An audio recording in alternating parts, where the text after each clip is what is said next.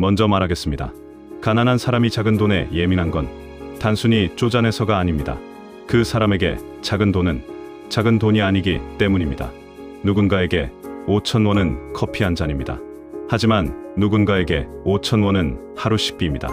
누군가에게 3만 원은 별 생각 없이 쓰는 돈입니다. 하지만 누군가에게 3만 원은 일주일을 버티는 돈입니다.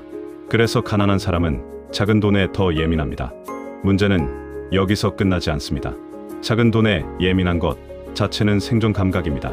하지만 그 예민함이 잘못된 방향으로 굳으면 돈을 지키는 능력이 아니라 돈에서 벗어나지 못하는 습관이 됩니다. 첫 번째, 가난한 사람은 작은 돈이 곧 생존비입니다. 돈이 여유 있는 사람에게 작은 지출은 불편한 정도입니다. 하지만 돈이 없는 사람에게 작은 지출은 생존 계획이 무너지는 일입니다.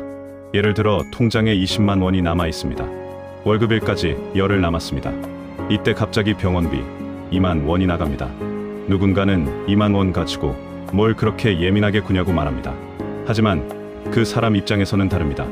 2만 원이 빠지면 라면 몇 봉지, 교통비 며칠치, 편의점 도시락 몇 끼가 사라집니다. 그래서 작은 돈 하나에도 신경이 곤두섭니다. 친구가 밥값 8,000원을 늦게 보내도 예민합니다. 배달비가 3,000원부터도 짜증이 납니다. 택시비가 예상보다 5,000원 더 나와도 하루 종일 기분이 상합니다. 돈이 많아서 너그러운 게 아닙니다. 돈이 있으면 작은 변수가 삶 전체를 흔들지 않기 때문에 덜 예민한 겁니다. 반론은 있습니다. 그래도 5,000원, 10,000원 가지고 너무 예민하게 굴면 사람이 피곤하다. 돈 없다고 매번 분위기 망치면 누가 만나고 싶겠냐? 맞습니다. 작은 돈 때문에 관계를 계속 망치면 문제입니다. 하지만 제 반박은 분명합니다. 작은 돈에 예민한 사람을 무조건 쪼잔하다고 보면 안 됩니다. 그 돈이 그 사람에게 어떤 의미인지 봐야 합니다. 배고픈 사람에게 빵 한 조각은 간식이 아닙니다. 생존입니다. 가난한 사람에게 작은 돈도 비슷합니다.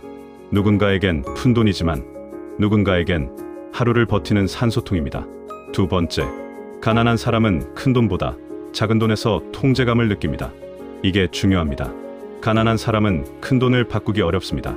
월급을 갑자기 100만 원 올리기 어렵습니다. 전세금을 갑자기 마련하기 어렵습니다. 빚을 한 번에 없애기 어렵습니다. 큰 돈은 너무 멀고 무겁습니다.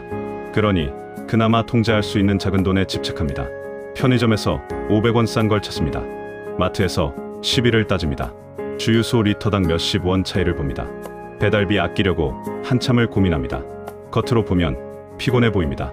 하지만 이건 내가 아직 뭔가를 통제하고 있다는 감각입니다. 예를 들어 월세는 못 줄입니다. 대출 이자도 마음대로 못 줄입니다. 월급도 마음대로 못 올립니다. 그런데 오늘 점심값 2,000원은 줄일 수 있습니다. 그러면 그 2,000원의 과학에 매달립니다. 왜냐하면 인생 전체가 내 마음대로 안 될 때 사람은 아주 작은 선택이라도 붙잡고 싶어지기 때문입니다. 반론은 있습니다. 그렇게 작은 돈 아끼느라 에너지 쓰는 게 더 손해 아니야? 차라리 소득을 올릴 생각을 해야지. 맞습니다. 궁극적으로는 소득을 올려야 합니다. 하지만 돈 없는 사람에게 소득을 올려라는 말은 정답이긴 해도 당장 시행이 어렵습니다. 수영을 못하는 사람에게 그냥 헤엄쳐 나오면 되잖아라고 말하는 것과 같습니다. 틀린 말은 아닙니다. 하지만 지금 물에 빠진 사람에게는 일단 잡을 판자가 필요합니다. 작은 돈 아끼기는 그 판자입니다. 다만 문제는 그 판자를 평생 집이라고 착각하는 순간입니다. 작은 돈을 아끼는 건 시작이지 목표가 아닙니다. 진짜 탈출은 작은 돈, 절약에서 끝나는 게 아니라 소득, 기술, 관계, 투자 판단으로 넘어가야 합니다. 세 번째, 가난한 사람은 손실에 더 크게 반응합니다. 돈이 없는 사람에게 손실은 단순한 불쾌감이 아닙니다. 공포입니다. 10,000원을 잃어버렸습니다. 여유 있는 사람은 짜증나고 끝납니다. 가난한 사람은 하루 계획이 흔들립니다. 카드값이 예상보다 2만 원 더 나왔습니다. 여유 있는 사람은 다음 달에 조정합니다. 가난한 사람은 이번 주 식비를 줄여야 합니다. 그래서 작은 손실에도 감정이 크게 반응합니다. 예를 들어 중고거래에서 1만 원 손해를 봤습니다. 어떤 사람은 그냥 넘어갑니다. 하지만 어떤 사람은 며칠 동안 화가 납니다. 왜 그럴까요? 그 10,000원이 단순한 10,000원이 아니라 나는 또 당했다. 나는 왜 항상 손해보지? 나는 왜 이렇게 살아야 하지? 이 감정까지 같이 건드리기 때문입니다. 작은 손실이 과거의 가난한 기억을 끌고 옵니다. 반론은 있습니다. 그 정도 손해는 누구나 본다. 작은 돈에 너무 감정 쓰면 더 가난해진다. 맞습니다. 작은 손실에 계속 매달리면 판단력이 망가집니다. 하지만 돈이 없는 사람이 손실에 예민한 이유는 이해해야 합니다. 여유가 있는 사람은 충격을 흡수할 쿠션이 있습니다. 돈이 없는 사람은 쿠션이 없습니다. 같은 돌이 떨어져도 두꺼운 매트 위에 떨어지면 괜찮습니다. 맨바닥에 떨어지면 깨집니다. 가난은 맨바닥입니다. 그래서 작은 충격도 크게 아픕니다. 다만 여기서 벗어나려면 손실을 감정으로만 보면 안 됩니다. 왜 또 손해봤냐 해서 멈추면 안 됩니다. 다음에는 어떤 구조를 바꿔야 손해를 줄일 수 있나로 가야 합니다. 감정은 반응이고 개선은 전략입니다. 네 번째, 가난한 사람은 작은 돈 때문에 큰 기회를 놓칩니다. 이 부분이 가장 위험합니다. 작은 돈을 아끼는 감각은 필요합니다. 하지만 너무 작은 돈에만 집착하면 큰 돈을 벌 기회를 못 봅니다. 예를 들어 교육비 30만 원이 아까워서 배우지 않습니다. 하지만 매달 의미 없는 소비로 30만 원은 새고 있습니다. 이직 준비에 들어가는 비용 20만 원은 아까워합니다. 하지만 낮은 월급을 몇 년 동안 그대로 받습니다. 사업이나 부업을 작게 시험하는 비용 10만 원은 무서워합니다. 하지만 아무것도 안 해서 몇 년의 시간을 잃습니다. 돈이 없을수록 조심해야 하는 건 맞습니다. 하지만 모든 지출을 손실로만 보면 안 됩니다. 돈에는 두 종류가 있습니다. 사라지는 돈과 돌아올 가능성이 있는 돈입니다. 술값, 체면, 소비, 충동 구매는 사라지는 돈입니다. 공부, 장비, 경험, 사람, 건강에 쓰는 돈은 돌아올 가능성이 있는 돈입니다. 반론은 있습니다. 그렇게 투자하라고 하다가 사기당하는 사람도 많다. 돈 없는 사람이 함부로 돈 쓰면 더 위험하다. 맞습니다. 그래서 무작정 쓰면 안 됩니다. 하지만 제 반박은 이겁니다. 위험하다고 아무것도 안 하는 것도 위험합니다. 칼이 위험하다고 평생 요리를 안 할 수는 없습니다. 칼 쓰는 법을 배워야 합니다. 돈도 마찬가지입니다. 어디에 쓰면 사라지는 돈인지, 어디에 쓰면 능력으로 바뀌는 돈인지 배워야 합니다.